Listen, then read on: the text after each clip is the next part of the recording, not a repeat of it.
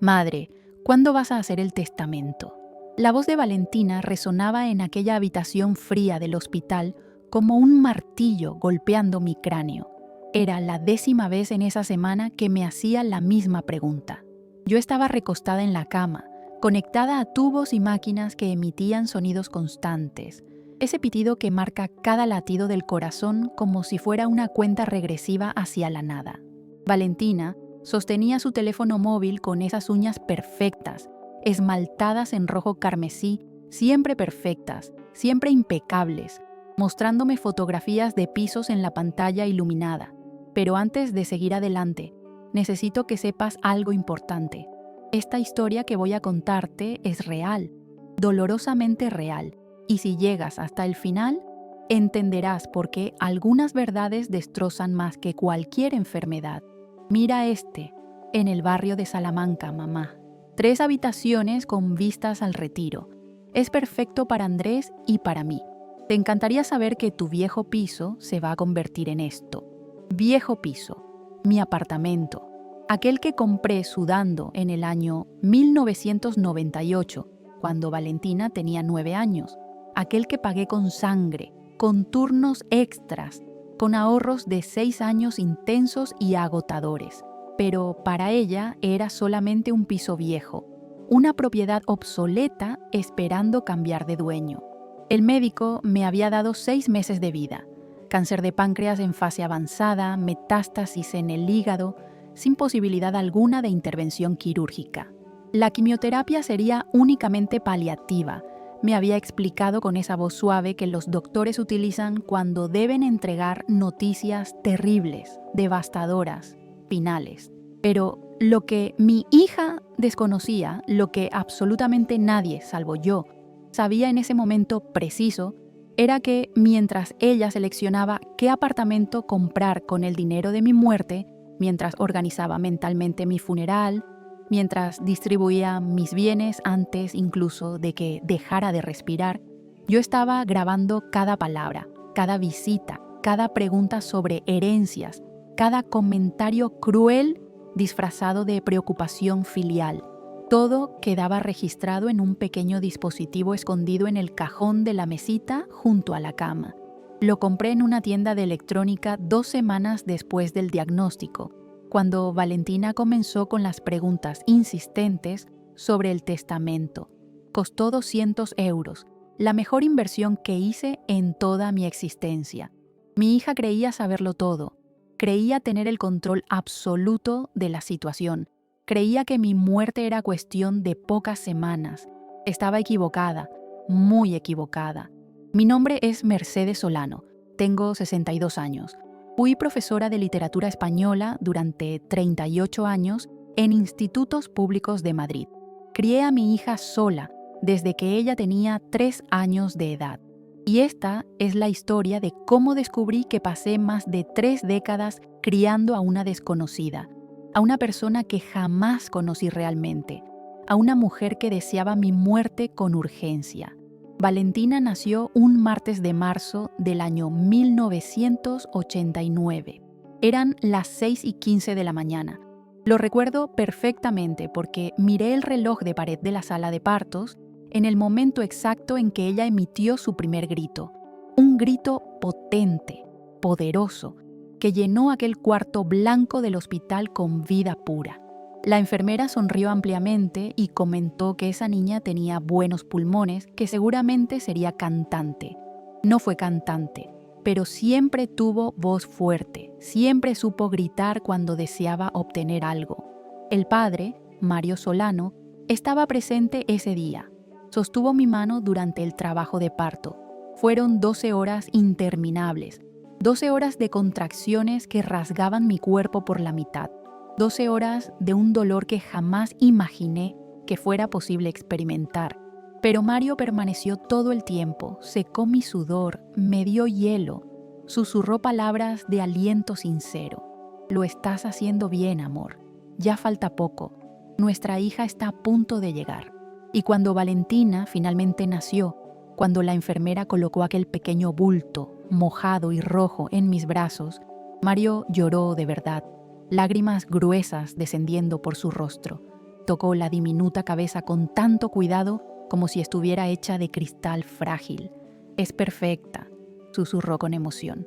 «Idéntica a ti». No era cierto. Valentina era idéntica a su padre. Los mismos ojos castaños, la misma nariz fina, el mismo mentón pronunciado. Pero en ese instante, mirando a mi hija por primera vez, no me importó en absoluto porque éramos una familia completa. Mario, yo y aquella criatura minúscula que dependía totalmente de nosotros. Él juró que sería el mejor padre del universo, que jamás nos abandonaría, que éramos su familia verdadera, que trabajaría arduamente para darnos todo, que Valentina nunca pasaría necesidad alguna. Duró 3 años exactos. Los primeros meses fueron extremadamente difíciles. Valentina lloraba constantemente, tenía cólicos severos, reflujo, no dormía más de 2 horas seguidas. Yo estaba exhausta hasta los huesos, amamantaba de madrugada, cambiaba pañales, la acunaba, le cantaba canciones y por las mañanas debía ir a trabajar al instituto. Mario ayudaba cuando podía, pero él trabajaba en el turno nocturno en una fábrica de calzado en las afueras de la ciudad. Salía a las 5 de la tarde, regresaba a las 2 de la madrugada, dormía hasta el mediodía, despertaba cansado, irritado, con poca paciencia para el llanto de un bebé. «Mercedes, haz que deje de llorar. Necesito dormir. Tiene hambre, Mario. Los bebés lloran cuando tienen hambre. Entonces dale el pecho. Acabo de hacerlo hace media hora. Entonces no sé qué quiere. Tú eres la madre. Descúbrelo tú». Fueron volviéndose así gradualmente. Pequeñas discusiones, pequeños rencores acumulándose, pequeñas heridas que se iban amontonando.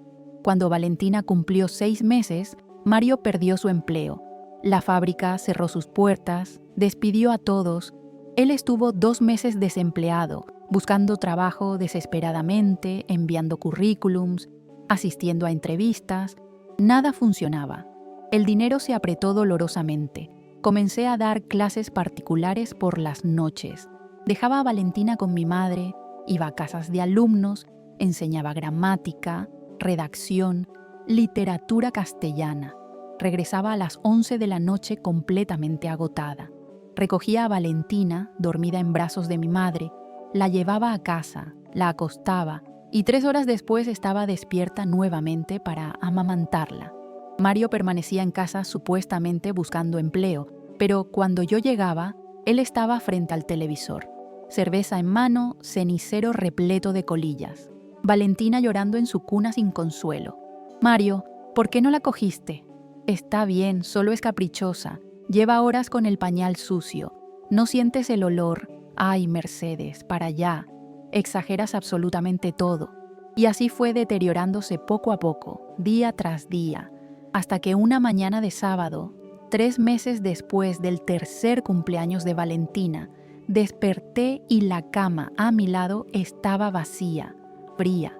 Me pareció extraño porque Mario siempre dormía hasta tarde los fines de semana. Era uno de sus pequeños placeres personales, dormir hasta las 10, despertar despacio, tomar el café en la cama que yo preparaba con cariño, pan tostado con mantequilla, café fuerte y cargado, zumo de naranja recién exprimido. Fui hasta la sala. Nada. Cocina vacía, baño desocupado. Y entonces vi la nota, una hoja de cuaderno arrancada con prisa, doblada por la mitad, encima de la mesa de la cocina, junto a la cafetera que aún estaba tibia. Él había preparado café antes de marcharse, se había servido su última taza en aquella casa y simplemente se había ido para siempre. «Mercedes, no puedo más con esto. La responsabilidad es demasiado grande para mí. Necesito vivir mi propia vida. Perdóname, Mario». 23 palabras exactas.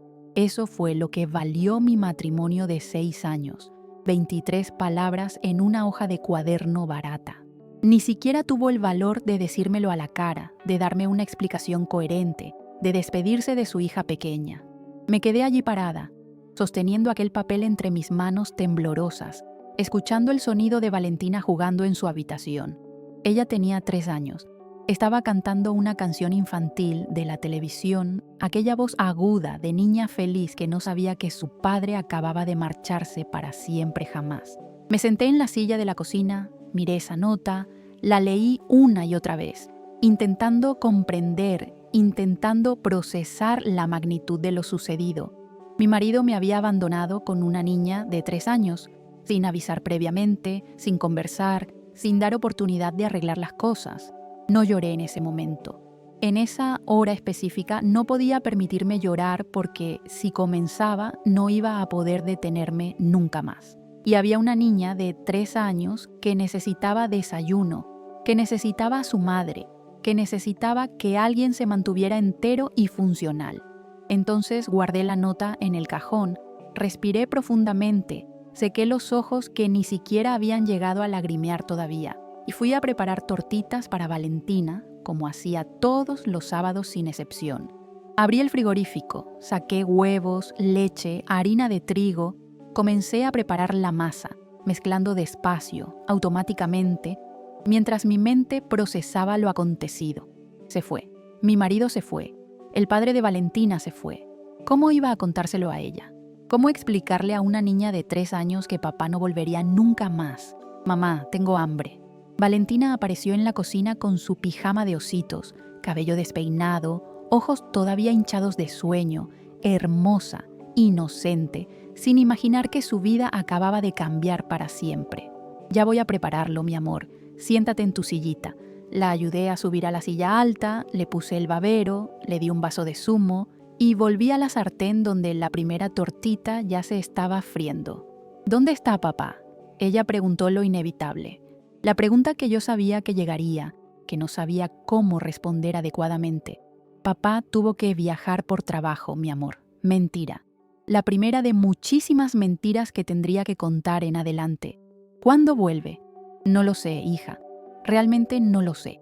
Esa parte no era mentira. Genuinamente no sabía si volvería alguna vez. No sabía dónde estaba. No sabía absolutamente nada. Serví la tortita con miel exactamente como a ella le gustaba.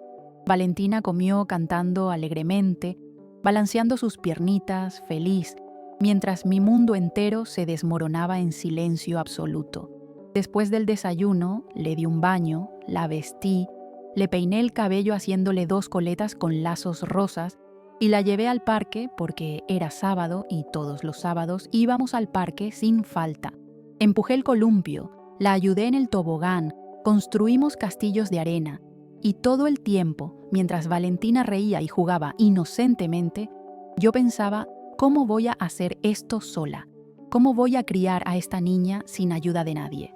Regresamos a casa al final de la tarde. Valentina se durmió en el autobús del cansancio.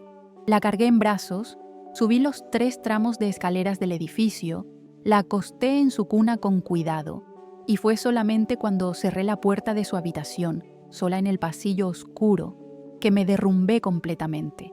Me senté en el suelo, apoyé la espalda contra la pared fría y lloré desconsoladamente. Lloré todo lo que había contenido durante el día entero. Lloré por la soledad abrumadora, por el miedo paralizante, por la rabia contenida, por la sensación horrible de haber fracasado. Lloré hasta que no me quedaron más lágrimas, hasta quedar vacía por dentro, hasta que mi cuerpo desistió de sentir cualquier emoción, y cuando finalmente logré levantarme del suelo, cuando lavé mi rostro y me miré en el espejo del baño, vi a una mujer diferente, más vieja, más cansada, más sola, pero también más fuerte, porque en ese momento decidí algo fundamental. No iba a hundirme en la autocompasión, no iba a rendirme, no iba a permitir que Valentina creciera pensando que había sido culpa suya, que papá se había marchado porque ella no era suficientemente buena. Iba a criar a mi hija sola y lo haría correctamente, con dignidad y amor. Nunca más volvimos a ver a Mario. Nunca más supimos nada de él. Intenté llamar a su teléfono móvil. Estaba desconectado permanentemente. Llamé a su trabajo anterior. Ya no laboraba allí. Llamé a sus padres. Dijeron que no sabían dónde estaba su hijo. No les creí, pero tampoco insistí más. Fui detrás de la pensión alimenticia legalmente. Presenté una demanda judicial, pero para eso necesitaba localizarlo físicamente. El abogado dijo que intentaría notificarlo a través de sus padres, mediante las últimas direcciones conocidas, pero Mario había desaparecido. Se había evaporado como el humo. El proceso se arrastró durante años interminables, hasta que finalmente desistí porque me di cuenta de que incluso si ganaba, incluso si lo encontraba, el dinero nunca compensaría su ausencia total. Y yo tenía cosas mucho más importantes que hacer, como criar a mi hija adecuadamente. Años más tarde, cuando Valentina tenía 17 años cumplidos, me preguntó directamente sobre su padre. Estábamos cenando, arroz blanco, lentejas, pollo a la plancha, ensalada mixta, comida sencilla que yo preparaba todos los días sin excepción. Mamá, ¿puedo hacerte una pregunta personal? Claro que sí, hija mía. ¿Por qué se fue mi padre? ¿Por qué nos abandonó? La pregunta que yo sabía que algún día llegaría inevitablemente, pero que nunca supe cómo responder de manera adecuada, de forma que no la lastimara profundamente, porque era un cobarde, Valentina. Pero, ¿yo hice algo malo? ¿Fue culpa mía de alguna manera? El corazón se me partió en 1000 pedazos porque durante todos aquellos años, aunque yo nunca le había dicho absolutamente nada negativo, ella había cargado con esa duda terrible, con esa culpa injustificada. No, mi amor, jamás, nunca fue culpa tuya. Eras una bebé perfecta, hermosa, maravillosa. El problema no eras tú, era él exclusivamente. Él no supo ser padre, no supo ser hombre responsable. Él no aguantó el peso de la responsabilidad familiar. ¿Todavía lo amas? Pensé cuidadosamente antes de responder, porque era sumamente importante ser completamente honesta con ella. Siempre fui honesta con Valentina en todo. Dejé de amarlo el día exacto en que leí su nota de despedida, porque el amor verdadero no abandona a las personas. El amor verdadero se queda incluso cuando las cosas se ponen difíciles, especialmente cuando se ponen difíciles y complicadas. ¿Guardaste la nota que dejó? La guardé durante muchos años. ¿Puedo verla ahora? Fui hasta la cocina, abrí el cajón superior donde la guardaba desde la mudanza al apartamento nuevo. La nota seguía allí, amarillenta por el paso del tiempo, con las marcas evidentes de los años transcurridos, pero todavía perfectamente legible. Se la entregué a Valentina en silencio. Ella la leyó despacio, palabra por palabra, absorbiendo cada letra. Mercedes, no puedo más con esto. La responsabilidad es demasiado grande para mí. Necesito vivir mi propia vida. Perdóname. Mario. La releyó varias veces en silencio y después comentó algo que me impactó profundamente. 23 palabras exactamente. Nos resumió a nosotras en solamente 23 palabras escritas con prisa. Exacto, hija. Puedo quedármela para recordar siempre, para nunca olvidar lo que hace un hombre cobarde cuando huye. Por supuesto que puedes. Valentina guardó la nota cuidadosamente en su bolso, y yo pensé en ese momento que ella había comprendido la lección importante. Pensé que había aprendido sobre lealtad familiar, sobre compromiso verdadero, sobre quedarse cuando las cosas se ponen difíciles y complicadas, pero no aprendió absolutamente nada de valor, porque años después, cuando yo estaba en la cama del hospital muriendo supuestamente de cáncer terminal, ella hizo exactamente lo mismo que su padre había hecho décadas atrás. Me abandonó emocionalmente, aunque no físicamente. Ya me había enterrado mentalmente en su cabeza. Ya estaba dividiendo mis bienes materiales. Ya había seguido adelante con su vida egoísta.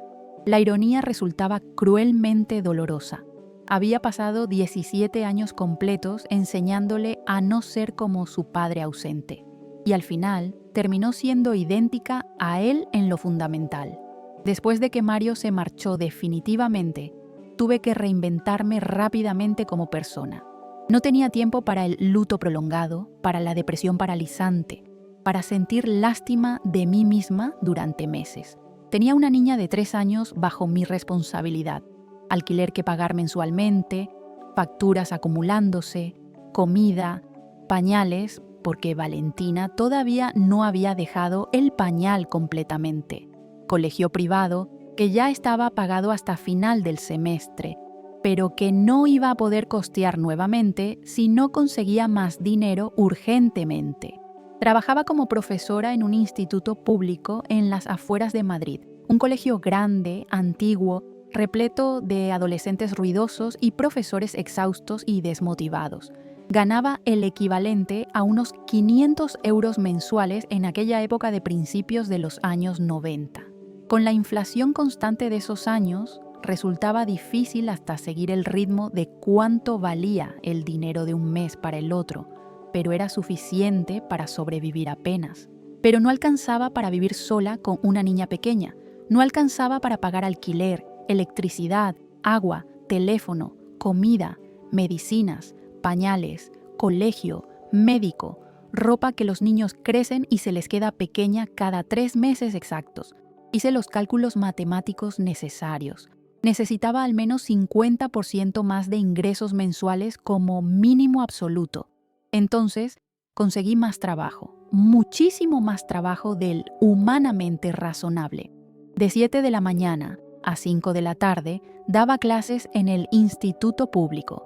Literatura española para cursos de secundaria, 6 grupos diferentes, 35 alumnos en cada uno, 210 alumnos en total, 210 nombres para memorizar, 210 exámenes para corregir mensualmente, 210 vidas que pasaban por mis manos queriendo aprender a leer correctamente, a escribir adecuadamente, a interpretar textos complejos. Niños bulliciosos, llenos de energía desbordante, algunos interesados genuinamente, otros completamente desinteresados. Pero yo amaba profundamente ese trabajo. Amaba enseñar con pasión, amaba ver esa luz especial en los ojos de un alumno, cuando finalmente entendía una concordancia verbal complicada, cuando lograba interpretar un texto difícil de Cervantes, cuando descubría que las palabras tenían poder real, que saber escribir correctamente abría puertas importantes. A las 5 de la tarde corría literalmente, tomaba 2 autobuses hasta mi casa. Llegaba a las 6:30, recogía a Valentina en casa de mi madre, le daba un baño rápido, preparaba la cena, jugaba media hora con ella, la acostaba a las 9 en punto. Y a las 9:30 comenzaban mis clases particulares nocturnas. De 9:30 de la noche a 11:30, 3 veces por semana sin falta, lunes, miércoles y viernes, daba clases particulares de redacción a estudiantes de preparatoria universitaria en mi propia casa. Transformé la sala en una mini aula improvisada. Compré una pizarra blanca pequeña en una promoción especial, sillas plegables en un mercadillo de segunda mano. El material didáctico lo preparaba yo misma fotocopiando textos en el instituto durante mis horas libres. Cuando el euro fue implementado finalmente en el año 2002, ya tenía una base sólida de alumnos particulares establecida. Cobraba 50 euros mensuales a cada uno de ellos. Tenía 12 alumnos fijos regularmente, 600 euros extras al mes, que hacían una diferencia enorme en el presupuesto mensual ajustado.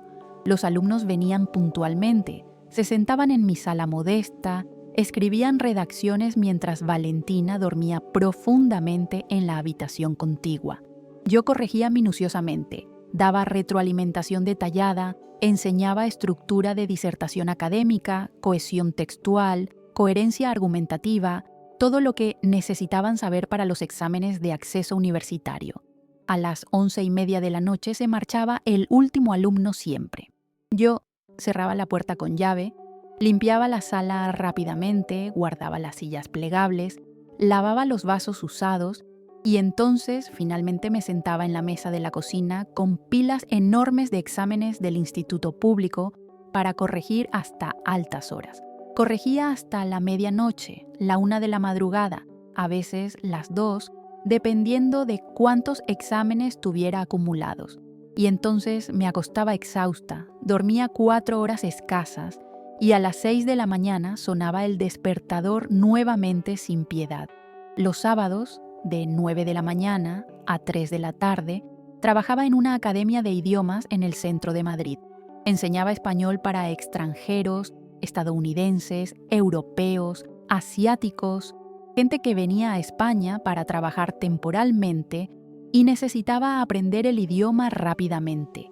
Era agotador física y mentalmente, pero pagaba bien relativamente. 500 euros por cada sábado completo, 2.000 euros mensuales adicionales, que sumados a los 600 de las clases particulares nocturnas, daban 2.600 extras, más los 2.500 del instituto público, después de la estabilización económica del euro, 5.100 euros mensuales en total a mediados de los años 2000.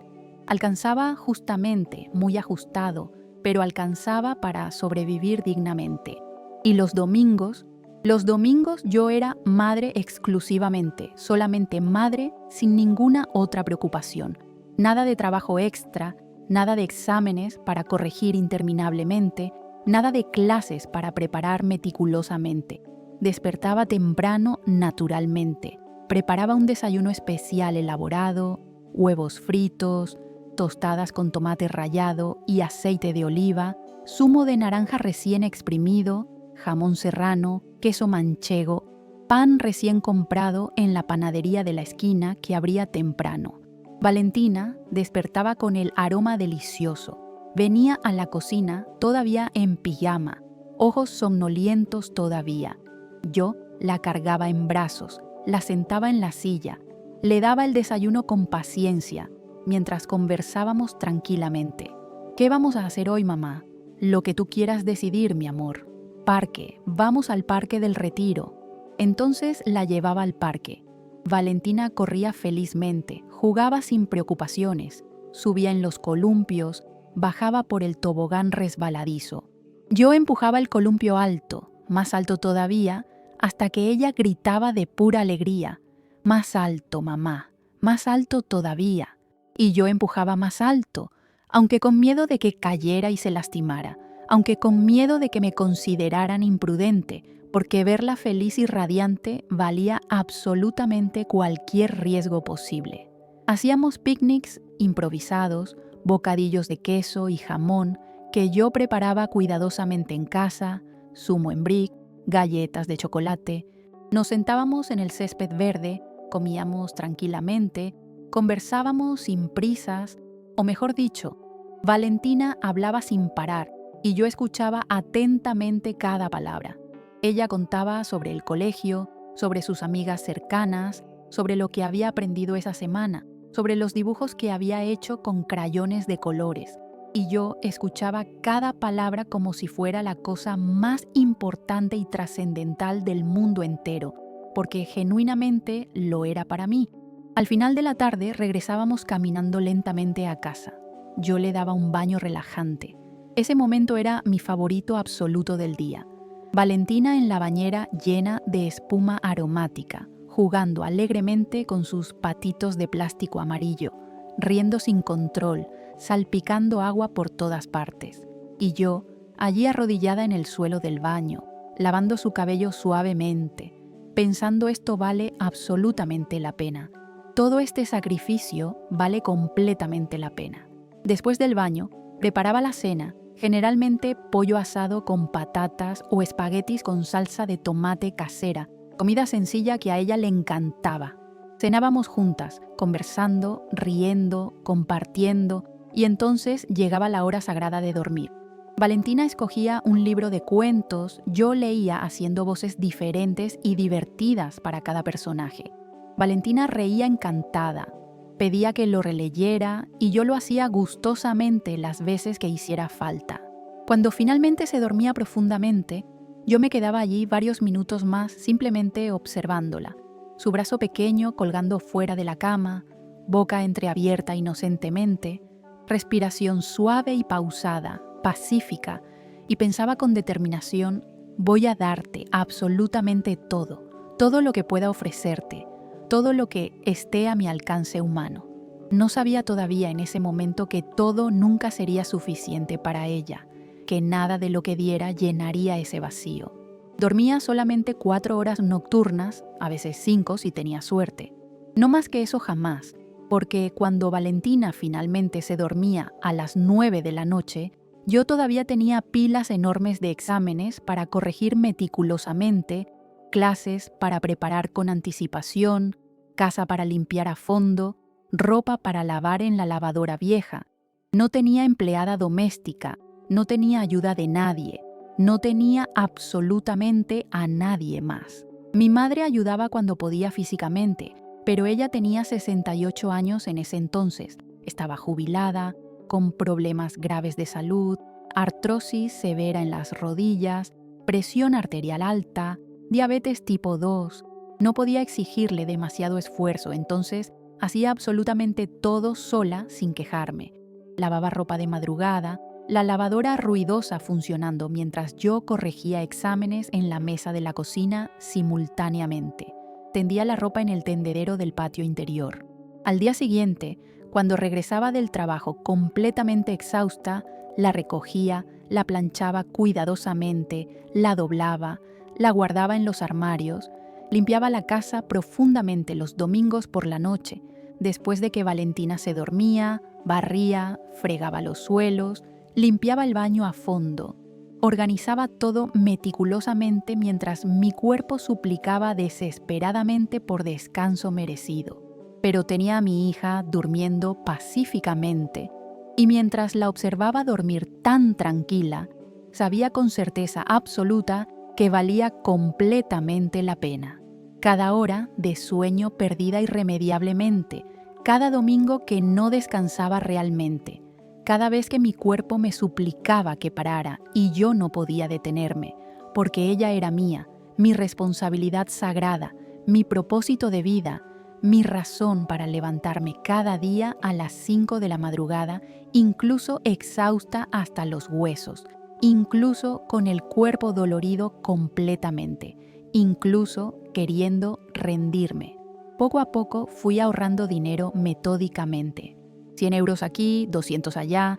Cada mes religiosamente tomaba una parte del salario y la guardaba en una cuenta de ahorros especial. Tenía un objetivo absolutamente claro: comprar un apartamento propio que nadie pudiera quitárnoslo jamás, que fuera nuestro para toda la eternidad. Porque vivir de alquiler era vivir con miedo constante, miedo de que el propietario aumentara el precio desproporcionadamente, miedo de no poder pagarlo y quedarnos sin hogar, miedo de ser desalojadas cruelmente, miedo de terminar en la calle con una niña pequeña dependiendo de mí. Quería seguridad absoluta, quería un lugar que fuera exclusivamente mío, donde nadie pudiera echarnos nunca. Llevo 6 años completos, 6 largos años de ahorros rigurosísimos, desde 1992 hasta 1998, de no salir jamás a cenar afuera, de no comprar ropa nueva para mí misma en absoluto, de no viajar nunca de vacaciones, de no tener ningún lujo personal, de no hacer nada más allá de trabajar incansablemente, criar a mi hija adecuadamente y ahorrar cada céntimo posible. Valentina recibía regalos de cumpleaños y Navidad siempre sin falta. Yo me aseguraba de eso, aunque fuera lo único que recibiera durante todo el año completo, pero para mí nada en absoluto. Ni un zapato nuevo, ni una blusa, absolutamente nada. Usaba la misma ropa durante años enteros. Cuando se rompía algo, lo cosía cuidadosamente, lo remendaba, lo aprovechaba hasta que ya no daba más de sí. Y cuando realmente ya no servía en absoluto, compraba en tiendas de segunda mano, en mercadillos, regateaba el precio obstinadamente. Cada euro ahorrado iba directamente a la cuenta de ahorros, para la casa propia, para nuestro futuro seguro. En 1998, finalmente, sucedió lo que tanto había esperado. Había juntado 50.000 euros, suficiente para dar la entrada de un apartamento modesto. Busqué durante semanas, visité varios inmuebles, pequeños, viejos, pero dentro de lo que podía pagar económicamente. Encontré uno en el barrio de Chamberí, 2 habitaciones, sala, cocina, baño, área de servicio minúscula, 60 metros cuadrados exactos, antiguo, necesitaba reformas urgentes. El suelo era de parquet viejo que se levantaba en algunos lugares, La pintura estaba descascarada completamente. El plato de ducha tenía grietas visibles, pero tenía algo que me hizo decidir instantáneamente. Tenía un pequeño balcón con vistas lejanas a la Sierra de Guadarrama. Y cuando miré por aquella ventana, vi a Valentina corriendo por ese balcón, jugando, creciendo allí felizmente. Costaba 100.000 euros en total. Di 50.000 de entrada. Financié los otros 50.000 en 120 cuotas mensuales de 400 euros cada una. Iba a estar muy ajustado económicamente, extremadamente apretado, pero sería nuestro para siempre. Firmé el contrato un viernes por la tarde, las manos temblándome incontrolablemente, porque estaba asumiendo una deuda enorme y prolongada. 10 años completos de cuotas mensuales, 10 años comprometida financieramente, pero también estaba garantizando un techo propio para toda la eternidad. Valentina tenía 9 años cuando nos mudamos definitivamente. Era un sábado de agosto de 1998, día soleado, cielo azul intenso. Alquilé una pequeña furgoneta de mudanzas. Yo misma ayudé a cargar los muebles pesados, sofá viejo, mesa de 4 sillas, camas, armario antiguo. No teníamos demasiado, pero era nuestro, cargado con amor incondicional, con sudor, con sacrificio inmenso. Cuando finalmente colocamos todo en el apartamento nuevo, cuando los transportistas se marcharon, Valentina y yo nos quedamos allí paradas en medio de la sala vacía, mirando alrededor maravilladas. «Mamá, ¿este apartamento es realmente nuestro? ¿Nadie puede echarnos nunca?» La pregunta me partió el corazón porque demostraba que ella también había sentido miedo, que también había experimentado la inseguridad terrible de vivir de alquiler constantemente. «Nadie, mi amor. Es completamente nuestro. Voy a pagar durante 10 años, pero después quedará totalmente saldado. Será absolutamente nuestro para siempre. Nadie podrá quitárnoslo jamás». Ella corrió por el apartamento vacío, riendo, gritando de alegría pura, los pies descalzos en el parquet viejo haciendo ruido. Entró en las habitaciones, abrió las ventanas de par en par, fue hasta el balcón pequeño. «Mamá, ven a ver, se puede ver la montaña desde aquí». Fui hasta allí, la abracé estrechamente en el balcón, mirando las vistas lejanas, la Sierra de Guadarrama a lo lejos, el cielo azul despejado, los edificios de la ciudad extendiéndose. «Es precioso, ¿verdad, hija?» «Muchísimo. Esta es la mejor casa del mundo entero». No lo era en realidad. Era pequeña, vieja, necesitaba reformas urgentes, pero era nuestra exclusivamente. Y eso marcaba toda la diferencia del universo. «¿Qué habitación va a ser la mía?», preguntó emocionada. «Tú eliges libremente». Valentina corrió, entró en una habitación, después en la otra.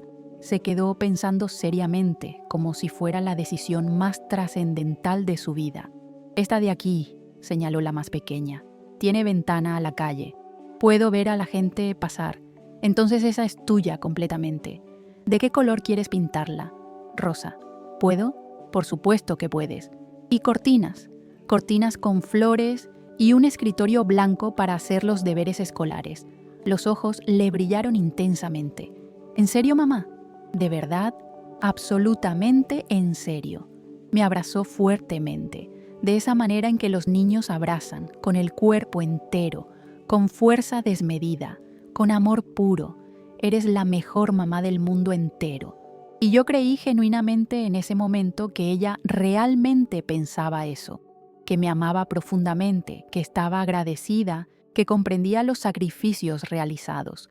Pero los niños no entienden de sacrificios verdaderos. Para los niños todo es natural y normal. Es normal que mamá despierte temprano. Es normal que la casa esté limpia siempre. Es normal que haya comida en la mesa diariamente. Es normal que haya ropa lavada y planchada. Es normal tener todo lo que necesita. Y cuando ese niño se convierte en adulto, si nadie le enseñó gratitud verdadera desde pequeño, continúa creyendo que todo es normal, que todo es obligación, que mamá está obligada a darlo todo, que no necesita agradecer sinceramente, que no necesita retribuir jamás. Eso fue exactamente lo que sucedió con Valentina. Los años transcurrieron relativamente rápido. Valentina fue una adolescente normal, ni muy rebelde ni excesivamente obediente. Tenía amigas cercanas, Laura y Beatriz. Venían a casa después del instituto. Se quedaban en su habitación escuchando música moderna, conversando, riendo de esa manera en que las adolescentes ríen, alto, sin motivo aparente alguno. Tuvo noviecitos. El primero fue Javier. Tenía 14 años, chico guapo, educado formalmente. Venía a buscarla para ir al cine. Yo esperaba despierta hasta que ella regresara a casa. Siempre volvía a horario puntualmente, 10 de la noche sin falta. Nunca se atrasó ni una sola vez. Sacaba buenas calificaciones en el instituto. No era la mejor de su clase, pero era dedicada y responsable. Estudiaba diligentemente, hacía las tareas, participaba activamente, soñaba con estudiar en la universidad, carrera de publicidad, quería trabajar en agencias importantes, crear campañas comerciales, trabajar en empresas multinacionales, ganar bien económicamente. Voy a trabajar en una empresa internacional, mamá. Ya verás, voy a ganar muchísimo dinero. Voy a comprarte una casa grande y hermosa. Yo sonreía enternecida, lo encontraba adorable. Pensaba que era sueño típico de adolescente optimista, pero deseaba fervientemente que se cumpliera. Ingresó en la universidad a los 18 años. Privada, Universidad Complutense, una de las mejores de España en publicidad y marketing, pero carísima económicamente. 2.800 euros mensuales de matrícula. Intentó entrar en la pública, Universidad Autónoma. No aprobó el examen de acceso. Quedó en el puesto 23º en la lista de espera. No fue llamada finalmente. Lloró desconsoladamente. Se sintió frustrada profundamente. Dijo que no era suficientemente buena, que había fracasado estrepitosamente. Mamá, no aprobé el examen. No voy a poder estudiar en la universidad. Sí vas a poder, estudiarás en la privada. Pero es carísimo, demasiado caro. No tienes dinero suficiente para eso. Yo me las arreglaré de alguna manera. ¿Cómo te las vas a arreglar? Déjamelo a mí, ya encontraré la forma. Y la encontré efectivamente. Tomé más clases particulares nocturnas. Ahora también los sábados por la tarde sin descanso. 8 alumnos adicionales, 400 euros más mensuales. Comencé a dar clases en una academia de preparación universitaria los sábados por la noche. 700 euros adicionales. Trabajaba 7 días completos a la semana ahora, sin ningún descanso, sin ninguna pausa, pero alcanzaba justo para pagar su universidad. Valentina estudió en la Complutense durante 4 años completos. Se graduó con su diploma, orgullosa, feliz, radiante. Hizo prácticas profesionales en el segundo año en una agencia pequeña en el centro de Madrid. No pagaban bien, pero era experiencia valiosa. Creaba publicaciones para redes sociales, ayudaba en campañas publicitarias, aprendía constantemente.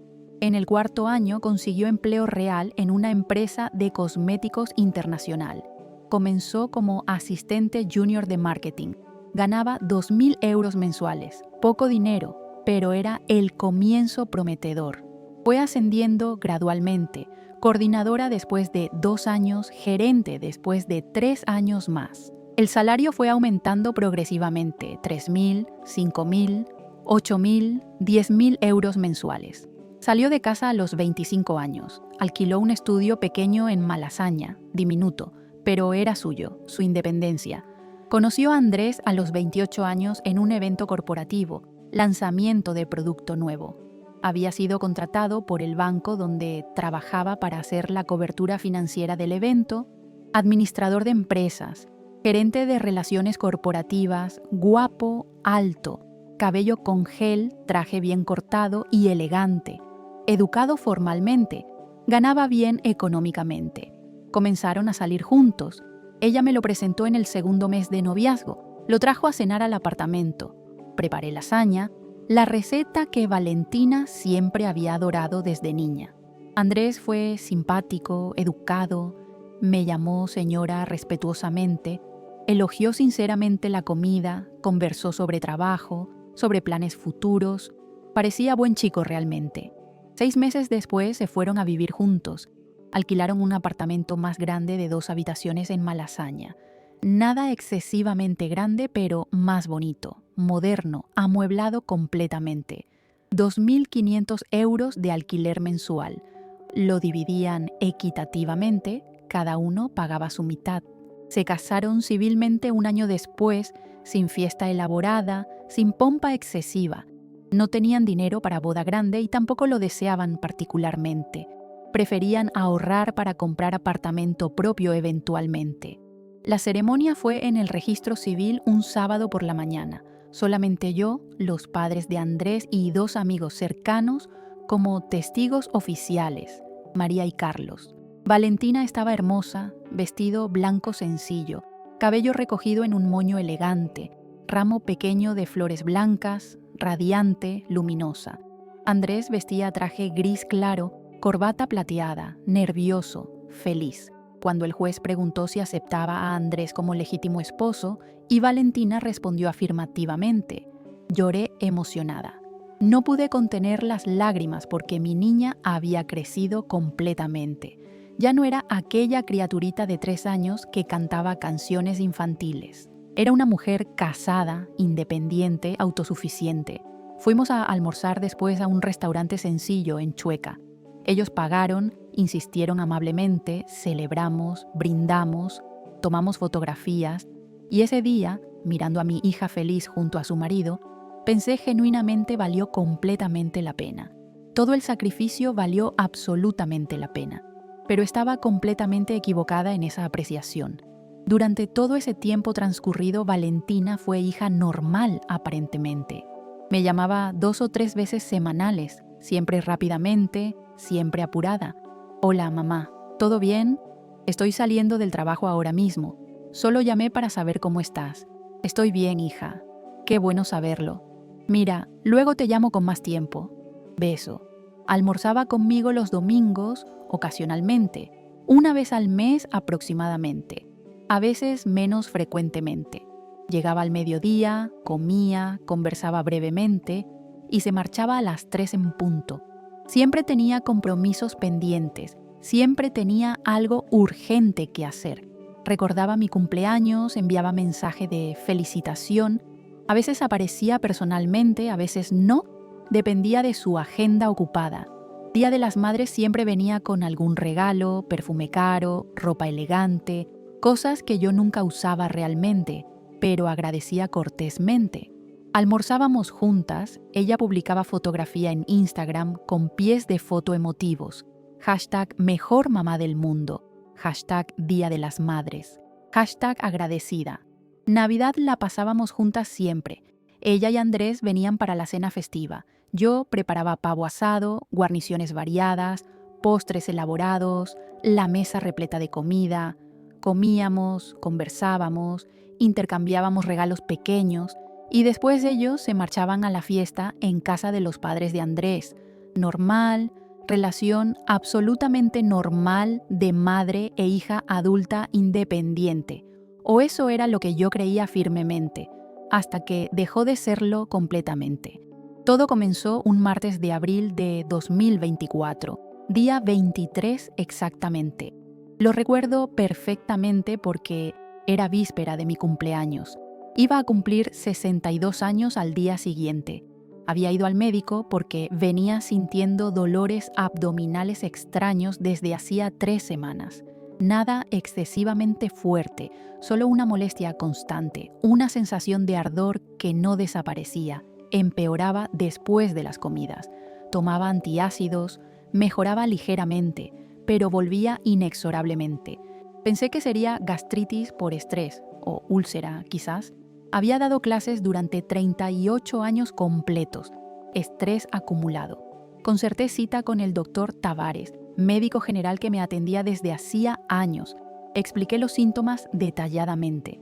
Él examinó, ordenó exámenes completos, endoscopia, ecografía abdominal, tomografía computarizada. Los hice todos durante 1 semana y después regresé para recoger los resultados. Estaba en la sala de espera aguardando, sala vacía, solamente yo, revista vieja en las manos que ni siquiera estaba leyendo, realmente, solo hojeando nerviosamente. La secretaria llamó finalmente. Señora Solano, puede pasar ahora. Doctor Tavares estaba sentado detrás del escritorio, ordenador abierto, imágenes en la pantalla brillante. Cuando entré, se levantó cortésmente pero no sonrió en absoluto. Y eso me asustó profundamente, porque doctor Tavares siempre sonreía amablemente. Era un hombre alegre, optimista naturalmente. Mercedes, siéntese por favor. Me senté, manos sudando frío. Él volvió a su silla, miró la pantalla del ordenador, después a mí directamente. La expresión seria, grave, preocupada. Mercedes, necesito ser extremadamente directo con usted. No quiero darle falsas esperanzas innecesarias. Cuando el médico comienza así, ya sabes inmediatamente. La noticia es mala, muy mala, terrible. Puede hablar, doctor. Giró el monitor hacia mí, mostró las imágenes de la tomografía, manchas blancas en lugares donde no deberían estar presentes. Es cáncer, Mercedes, páncreas y ya se ha diseminado. Hay metástasis aquí en el hígado, ¿lo ve? Y aquí pequeños nódulos en los pulmones también. Las palabras entraron en mis oídos, pero no tenían sentido coherente. Cáncer, metástasis, páncreas, pulmones, hígado. ¿Está completamente seguro? Absolutamente. Ya lo verifiqué 3 veces personalmente. Pedí que 2 colegas lo revisaran también. Radiólogo, oncólogo, todos coinciden unánimemente. Es cáncer de páncreas en estadio avanzado terminal. El mundo se volvió borroso, como si alguien hubiera colocado un filtro gris delante de mis ojos, las paredes del consultorio acercándose amenazadoramente, el aire volviéndose pesado y denso. ¿Cuánto tiempo me queda? La pregunta salió automáticamente, como si mi cerebro ya supiera hacer las preguntas correctas, incluso en shock completo, incluso con el mundo desmoronándose a mi alrededor. Doctor Tavares se quitó las gafas, se frotó los ojos cansados, suspiró profundamente. Ese suspiro que los médicos dan cuando deben dar la peor noticia humanamente posible. 6 meses aproximadamente, quizás 1 año si hace quimioterapia agresiva. Pero, Mercedes, necesito ser completamente honesto con usted. La quimioterapia, en este caso específico, es solamente paliativa. Para ganar un poco más de tiempo, no va a curar la enfermedad. 6 meses, 180 días, 4.320 horas, 259.200 minutos, números fríos, mi vida entera resumida en números, en cuenta regresiva inexorable. Y si no hago nada en absoluto, 3 meses, quizás menos tiempo. El cáncer de páncreas es extremadamente agresivo, particularmente en este estadio tan avanzado. Se disemina rápidamente por todo el organismo. 3 meses sin tratamiento, 6 meses con tratamiento. La diferencia era mínima realmente. 3 meses adicionales de sufrimiento intenso para ganar 3 meses más de vida cuestionable. ¿Valía realmente la pena? Mercedes, ¿no quiere llamar a alguien? ¿Su hija? ¿Algún amigo cercano? No debería recibir esta noticia completamente sola. No, estoy bien. Puedo recibirla sola. Mentira absoluta. No estaba bien en lo más mínimo. Estaba destrozada internamente, pero había aprendido hacía muchísimo tiempo a no derrumbarme delante de otras personas, a ser fuerte exteriormente, a aguantar estoicamente. Voy a derivarla con el doctor Castillo, oncólogo especializado, uno de los mejores de toda España. Él le explicará detalladamente las opciones de tratamiento disponibles, lo que puede hacerse concretamente. No está sola en esto, Mercedes. Vamos a ayudarla en todo lo posible. A ayudar, como si alguien pudiera realmente ayudarme, como si alguien pudiera salvarme de morir irremediablemente. Recogí los exámenes médicos, los papeles, lo metí todo en el bolso apresuradamente. Me levanté con piernas temblorosas, salí del consultorio, pagué en la recepción mecánicamente. La chica sonrió amablemente. Hasta la próxima, señora Solano. Hasta la próxima, si es que había próxima vez realmente. Pero lo que sucedió después cambió absolutamente todo.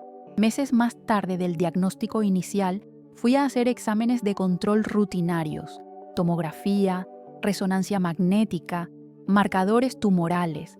Doctor Castillo me llamó a su consultorio una semana después, la voz diferente en el teléfono, animada, casi eufórica. Mercedes, necesito mostrarle algo personalmente urgente. Venga mañana sin falta. Fui. Él colocó las imágenes antiguas y nuevas lado a lado en la pantalla grande. Mire aquí, donde estaba el tumor primario en el páncreas. Observe detenidamente. Compare ambas. Miré. No entendía demasiado de imágenes médicas complejas, pero podía ver claramente la diferencia. Donde había una mancha grande y blanca en la imagen antigua, no había absolutamente nada en la nueva, oscuro, vacío, limpio. Y aquí en el hígado, los nódulos metastásicos, 5 nódulos grandes. ¿Los ve en la imagen antigua? Miré, 5 manchitas blancas dispersas por todo el órgano. Ahora mire la nueva imagen. Miré atentamente. Nada. Hígado completamente limpio, sin manchas. Doctor, ¿qué significa esto exactamente? Remisión, Mercedes. Remisión completa. Sorprendente, médicamente inexplicable. Todos los tumores desaparecieron completamente, se esfumaron. No hay absolutamente nada, ningún signo de cáncer activo. ¿Cómo que desaparecieron? Desaparecieron completamente, totalmente. Los marcadores tumorales también están perfectos, normalizados. Estaba en 8000, ahora está en 12, completamente normal. No conseguí procesar las palabras adecuadamente. Cerebro bloqueado. Doctor, ¿estoy curada entonces? Él sonrió ampliamente. La primera sonrisa verdadera desde que nos conocimos. Lo está, Mercedes, contra todas las probabilidades médicas, contra toda la lógica científica. Usted está completamente curada. Es un milagro literal, un caso entre 1.000.000. Es la 4ª persona que veo curarse espontáneamente en 40 años de profesión. Y entonces tomé una decisión crucial. No se lo diría a Valentina todavía. Quería ver hasta dónde llegaría su ambición. Quería documentar absolutamente todo. Quería pruebas irrefutables de quién era realmente mi hija. Meses después, organicé una reunión formal en el despacho de mi abogada, la doctora Patricia Romero. Convoqué a Valentina, a Andrés y a varios testigos importantes. La señora Rosa, mi vecina de 30 años, el padre Antonio de la parroquia y mi sobrina Sofía, que estaba embarazada de 6 meses. Cuando Valentina llegó con Andrés, vio a todas las personas presentes y su expresión cambió radicalmente. La doctora Romero cerró la puerta con llave y comenzó a reproducir las grabaciones. Todas las conversaciones sobre testamento, sobre herencia, sobre mi muerte planificada meticulosamente. Los rostros de los testigos reflejaban horror absoluto. Valentina se puso pálida completamente. Y entonces la doctora Romero leyó mi testamento nuevo, donde la excluía totalmente de la herencia por indignidad comprobada. Semanas después de aquella reunión devastadora, estaba en el supermercado haciendo compras rutinarias cuando me encontré con Valentina casualmente. Ella me miró de arriba abajo, sorprendida visiblemente. Mamá, te ves diferente, mucho más saludable. El cabello creció y subiste de peso. Y entonces le dije la verdad. Estoy curada completamente, Valentina. Remisión total hace 6 meses. El cáncer desapareció por completo. Su rostro perdió todo el color. ¿Hace 6 meses? ¿Por qué no me lo dijiste? Porque quería ver hasta dónde llegarías, hasta dónde planearías mi muerte mientras yo seguía viva. Ella comenzó a llorar, allí mismo en el supermercado, rodeada de gente que nos miraba curiosa. Pero yo simplemente me alejé, dejándola allí llorando, y nunca miré atrás ni una sola vez. Hoy continúo curada, continúo viviendo en mi apartamento de Chamberí. Continúo sin hablar con Valentina en absoluto. Ella intentó contactarme innumerables veces, pero nunca respondí ninguna vez, porque algunas cosas simplemente no tienen vuelta atrás posible. Si estás escuchando esta historia y te sientes como un número en la cuenta bancaria de alguien, recuerda esto firmemente. No existe herencia que valga tu dignidad personal. porque al final, no importa cuánto dolor pasaste criando a alguien, cuántos sacrificios hiciste, cuántas noches no dormiste, cuánto sudaste y sangraste por dar lo mejor. Si esa persona te ve como herencia ambulante y no como madre, tienes todo el derecho y el deber sagrado de protegerte a ti misma. Aprendí que es infinitamente mejor morir sola con dignidad intacta que rodeada de gente que solo te ama cuando estás muerta.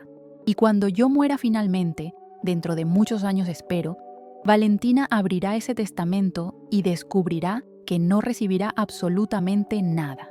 Leerá la carta explicando cada grabación, cada manipulación, cada vez que planificó mi muerte mientras yo luchaba desesperadamente por vivir, y entenderá demasiado tarde que tenía todo y lo perdió por pura codicia, por frialdad calculada, por olvidar que antes de ser dueña de un apartamento yo era su madre. Esta es la mayor herencia que puedo dejarle finalmente, la lección de que la dignidad no se negocia ni por sangre, ni por lazos familiares, ni por nada en este mundo. Y si conoces a alguna madre que fue traicionada cruelmente por sus hijos, comparte esta historia con ella. A veces necesitamos escuchar que está perfectamente bien protegernos a nosotras mismas, incluso cuando es de nuestros propios hijos, principalmente cuando es de nuestros propios hijos que nos traicionaron. Te invito a que te suscribas a este canal si esta historia te llegó al corazón, deja tu like si crees que la dignidad vale más que cualquier herencia, y cuéntame en los comentarios si conoces alguna historia similar. Tu apoyo significa todo para mí y me ayuda a seguir compartiendo historias de mujeres valientes que eligieron su dignidad por encima de todo lo demás. Hasta la próxima historia, y recuerda siempre que el mayor amor que puedes tener no es por el hijo que te traicionó, sino por ti misma, por la mujer que fuiste, que eres y que seguirás siendo con la frente en alto.